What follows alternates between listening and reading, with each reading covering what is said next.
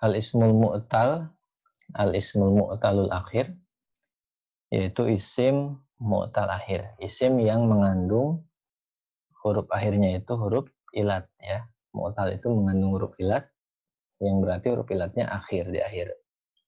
Nah, sekarang mengkaji isim mu'tal akhir yang bagian maksur. Al-maksuru wa ahwalu i'robihi. Jadi ketika beberapa hari yang lalu kita belajar mengenai i'rob mahali, lalu dilanjutkan memahami i'robnya atau ragam fi'il ya, ragam i'rob fi'il mu'tal akhir, fi'il mudhari mu'tal akhir. Jadi sebelum-sebelumnya kita mengkaji i'rob mahali dan juga ragam mu'rob fi'il mudhari mu'tal akhir. Nah, sekarang gilirannya belajar memahami ragam i'rob bagi isim mu'tal akhir. Kemarin fi'il, sekarang isim. Namun kita batasi dulu pada isim mu'tal akhir yang bertipe maksur. Apa sih isim mu'tal akhir yang bertipe maksur ini? Nah, maksur ini sebetulnya menunjukkan gitu ya, menunjukkan terdapat sebuah alif sebetulnya. Terdapat sebuah alif mati yang ada di ujung kata atau di ujung isim. Yang kadang dia berbentuk alif, yaitu seperti angka 1 ya. Atau kadang-kadang dia berbentuk ya tanpa titik tapinya. Jadi kalau tanpa titik, nah itu adalah maksur yang kita kenal sebagai alif maksur. Lalu bagaimana ya? Bagaimana ragam i'rob bagi isim maksur ini? Mari kita lihat contoh. Najal fata minal gharaqi. Nazal fata minal gharaqi. Pemuda selamat dari tenggelam. Contoh yang sampingnya, najaitul fata minal gharaqi. Najaitul fata minal gharaqi. Saya menyelamatkan seorang pemuda yang tenggelam. Saya menyelamatkan seorang pemuda dari tenggelam. Contoh yang kedua, doatil aso. Tongkat hilang. Doats ini hilang ya. Ini asalnya doats. Tapi karena wasal bersambung adanya alif lam komariah al-aso, maka dikasroh ya. Ini seolah-olah dikasroh, padahal ini adalah sambungan. Aslinya sih doats. Aslinya disukun ya. Namun diwasal menjadi kasroh. Doatil aso. Tongkat hilang. Contoh yang di sampingnya, aldo'tul aso. Ya, aldo'tul aso. Saya menghilangkan tongkat. Contoh yang ketiga, nala nil ada. Saya mendapat gangguan. Nala nih, saya menerima al-ada, gangguan ya. Yang sampingnya mana tul ada. Saya mencegah gangguan atau saya menolak, menghalangi gangguan. Contoh yang keempatnya, samita bial ida. Samita bial ida.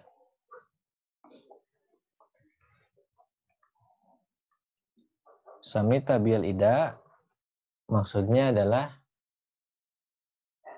musuh gitu ya. Musuh senang melihat saya susah. Jadi samita biya itu senang saya susah gitu ya. Al-ida itu musuh. Jadi musuh atau orang yang benci senang melihat kesusahan saya.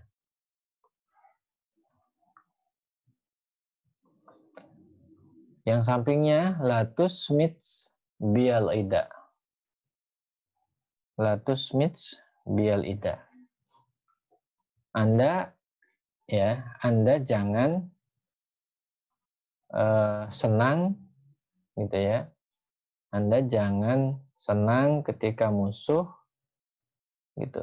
Anda jangan senang kemalangan saya gitu. Atau Anda jangan membuat musuh senang dengan kemalangan saya. Jadi yang keempat ini contohnya bicara soal orang yang merasa senang dengan kesusahan yang kita alami.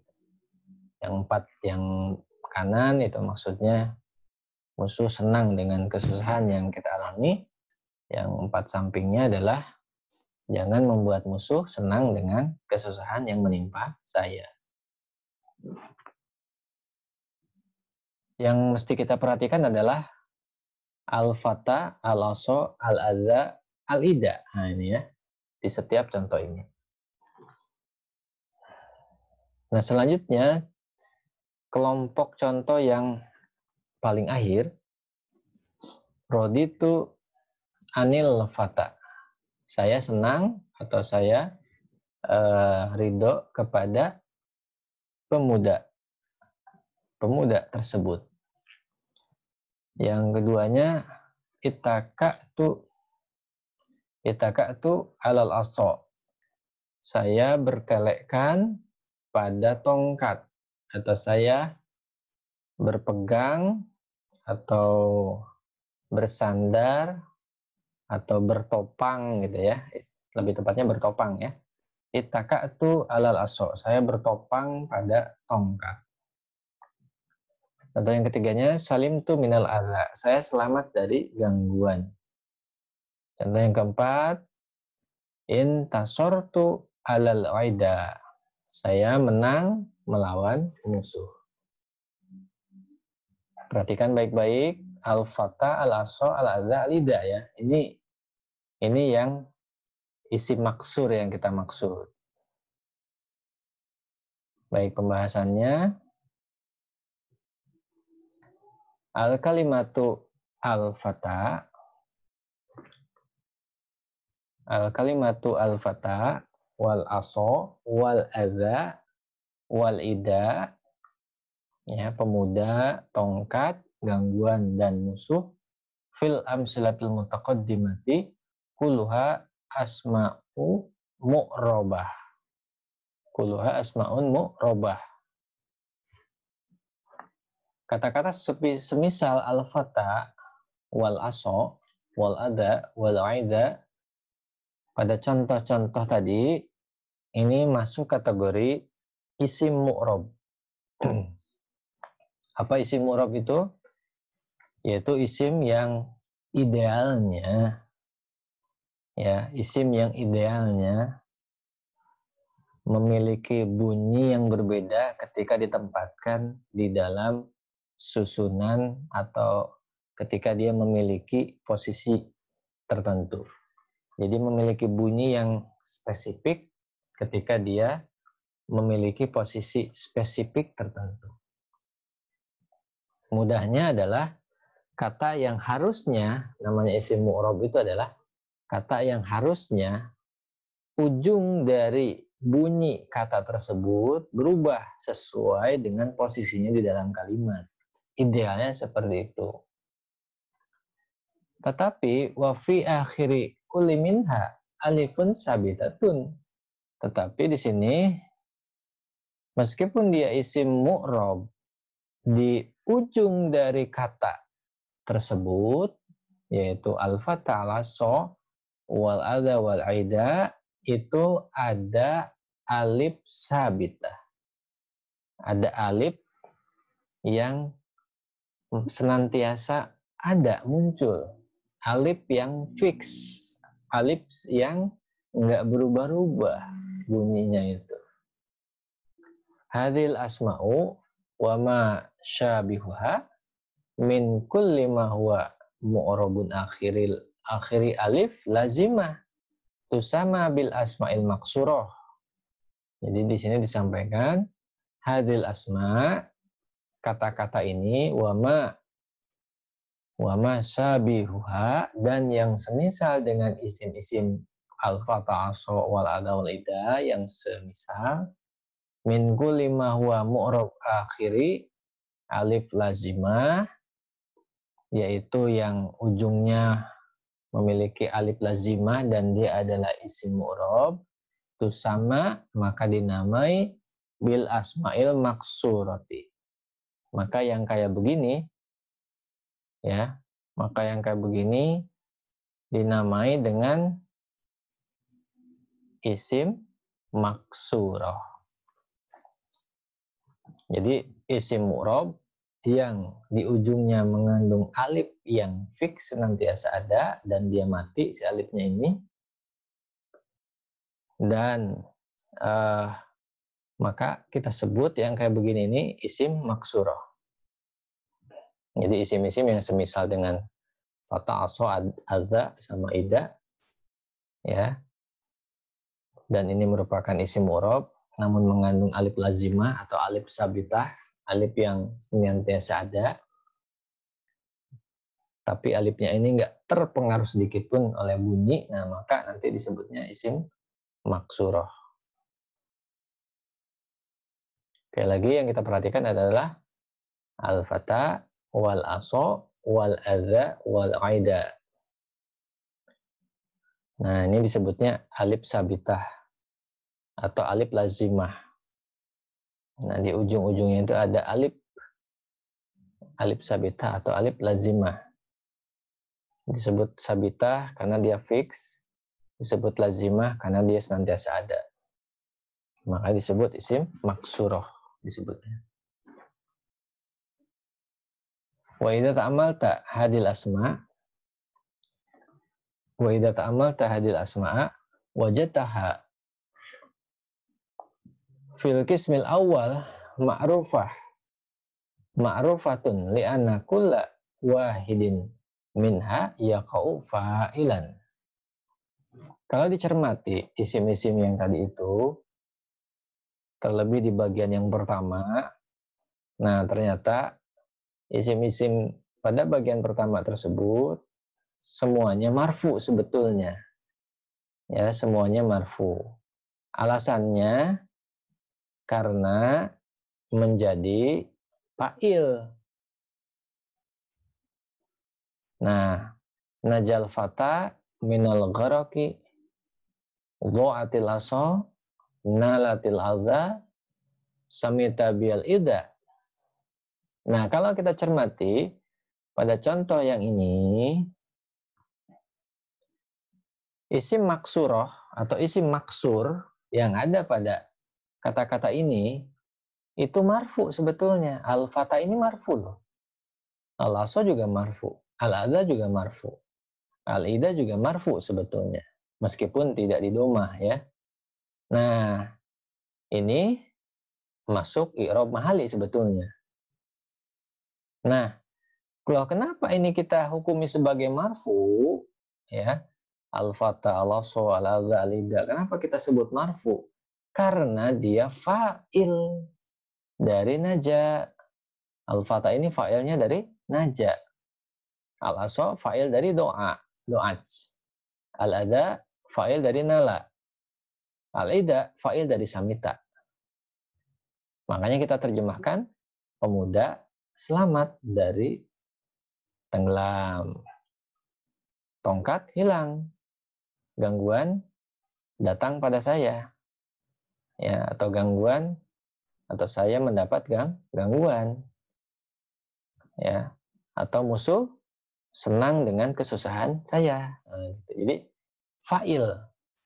Jadi al-fata, al-aso, al-adza, al-ida dalam contoh ini fa'il. Makanya kita hukumi sebagai marfu. Li'anna kulla wahidin minha yaqa'u fa'ilan. Karena semuanya berposisi fa'il. Wa fil qismi tsani, pada bagian contoh kedua, mansubatun lianna kullan minha maf'ulun bih. Pada bagian yang kedua ini maksudnya al-fata, al-asa, al-adza, al-ida, ini semuanya mansub. Tapi mansubnya ini bukan karena kelihatan ada fathah, bukan. Tapi karena dia maf'ulun bih, yaitu kata ketiga yang berada setelah fa'il. Najaitu. Nah, najaitu ini ada fiilnya naja, ini fiil. Tu-nya fa'il. Nah, al-fatah kata yang ketiga sebagai maf'ul. Maf'ul itu harus nasob. Ini juga sama. Allah tuh saya hilangkan al-aso. Jadi menghilangkan ya. Allah ini fiil, lalu tu-nya fa'il. Nah, yang ketiganya aso ini maf'ul nasob, dan seterusnya semuanya seperti itu. Al-fatah, al-aso, al-adza, al-ida ini adalah maf'ul karena dia posisinya berada setelah fa'il, baik yang mustatir maupun yang terlihat. Dia ini maf'ul. Jadi bukan karena fathahnya ya. Jadi posisi mahalinya, i'rab mahalinya dia ini adalah mansub gitu. Posisinya mansub karena dia posisinya maf'ul dari najaitu, al-asal maf'ul dari adha'tu, al-ada maf'ul dari mana'tu, al-ida maf'ul dari la tusmit biya, gitu.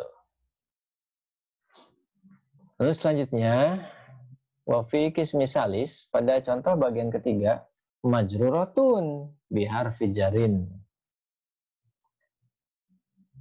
Nah, untuk bagian yang ketiga ini maksudnya al-fatah, al-aso, al-adza, al-ida ini majrur sebetulnya. Hukumnya majrur atau i'rab mahalinya majrur. Kenapa majrur? Nah, karena posisinya setelah huruf jar, maka dia majrur. Meskipun kasrohnya tidak terlihat, tapi kita hukumi sebagai majrur. Nah, lalu di sini jelaskan fama alamatur raf'i wa nasbi wal jarri fiha. Lalu sebetulnya apa tanda rofa, nasob, jar pada kata-kata yang tadi itu? Ya, misalkan al-fata, al-aso, al-adza, al-ida pada bagian ini kan marfu. Nah, lalu tanda rofanya yang mana? Demikian juga contoh yang kedua. Ini kan mansub. Lalu kalau bukan fathah, tanda mansubnya mana? Sebagaimana juga pertanyaan mungkin kita muncul juga pada contoh yang ketiga. Ini majrur. Lalu tanda jarnya mana? Tanda majrurnya yang mana? Nah, gitu. Mungkin kita bertanya seperti itu. Nah, maka kita jawab, nahnu na'lam annal alamatil asliyah lirraf'i wa nasbi wal jarri hiya dhammatu wal fathatu wal kasratu. Sebelumnya memang kita tahu bahwa tanda primer bagi rofa, nasab, dan jar itu adalah doma, fathah, kasroh. Tanda primer rofa, doma, tanda primer nasab, fathah, tanda primer jar, kasroh. Nah, itu memang kita paham di materi-materi sebelumnya seperti itu. Walakinna huna la naro asaron lidomi awil fathi awil kasri. Tapi kok anehnya kita di sini tidak melihat terdapat tanda domah, simbol domah, pengaruh domah, fathah atau kasroh. Tanda, simbol, pengaruh dari domah, fathah, kasroh itu kok nggak kelihatan. Fama sababu zalika, apa sebabnya? Nah, saya dijawab as-sababu anna akhira kulli kalimatin min hadil kalimati alifun wal alifu yata'adzaru tahrikuha. walidzalika baqiyat sakinatun wa qudirat 'alaiha dhammatu fi halatir raf'i wal fathati fi halatin nasbi wal kasrati fi halatil jarri. Nah, ini jadi sebab mengapa tidak terlihat tanda doma fathah kasroh untuk tanda bagi rofa nasab jar. Nah, alasannya kata-kata tadi di ujung dari kata tersebut, ya, al-aso, al-fata, al-adha, al-aida. Nah, di ujungnya itu terdapat alif. Jadi alasan mengapa rofa nggak bisa domah, nasab nggak bisa patah, dan jar nggak bisa kasroh, itu karena isim maksur di sini alias al-fatah al-aswalada alida ini mengandung alif mu'tal, mengandung alif maksur.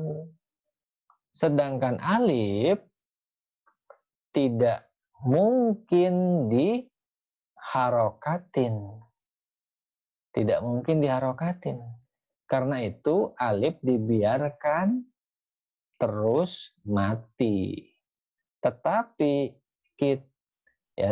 kita hukumi dia domah pada kondisi rofa, kita hukumi saja fatah pada kondisi nasab, kita hukumi kasroh pada kondisi jar. Jadi kita takdirkan, kita hukumi, gitu ya, kita hukumi, kita perkirakan, atau kita tersiratkan. Jadi domahnya, fatahnya, kasrohnya itu muqaddarah atau yang dihukumi saja, meskipun tidak terlihat secara kasat mata, gitu. Jadi akhirnya terjawab mengapa kata-kata ini memiliki hukum, namun antara hukum dengan alamat itu seolah tidak sinkron. Apa yang menyebabkan itu? Karena terdapat apa? Nah, yang menyebabkan ketidaksinkronan antara hukum dengan penampakan zohirnya, sebagaimana pada isim sohih, itu karena keberadaan huruf ilat, yaitu alif maksur tadi. Si alif maksur ini dia dihukumi sebagai rofa, dihukumi sebagai nasab, dihukumi sebagai majrur sesuai posisinya saja. Tetapi untuk bacaannya tetap gitu-gitu terus. Jadi si alifnya tetap disakinah, tetap dimatikan karena dia alif lazimah atau alif sabitah tadi itu. Nah, itu adalah alasannya ya. Jadi keberadaan huruf ilat inilah jadi mengubah katakanlah hukum dari si i'rab itu. Sehingga ada kata yang kita hukumi rofa, namun penampakan zohirnya tidak menunjukkan doma. Sebagaimana ada kata yang kita hukumi majrur, tapi penampakan lahiriahnya dia tidak menunjukkan kasroh. Sebagaimana ada kata yang seharusnya mansub, nah tapi dalam penampakannya tidak menunjukkan fathah. Gitu kan? Lihat di sini ujungnya tidak ada fathahnya. Alifnya mati, dibiarkan mati. Jadi inilah alif. Jadi alif itu memang mati, dia tidak hidup. Kalau ingin hidup biasanya ditambahin hamzah. Tapi itu nanti materi yang akan datang. Baik, rumusannya kita dapat di sini. Al-qawaid al-maksur huwa kullu, ya. Al-maksur huwa kullu ismin mu'rabin akhiruhu alifun lazimatun.